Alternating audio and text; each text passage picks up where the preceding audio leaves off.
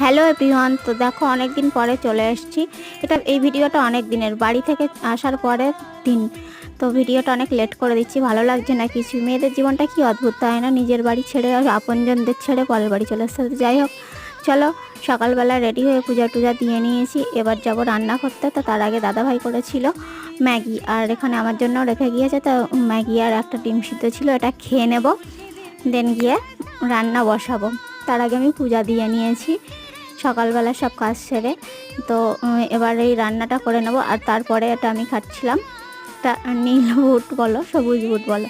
তো তারপর বিকেলবেলা ও আসার পরে মাঠের দিকে গেছিলাম একটু ঘুরতে দুজন মিলে।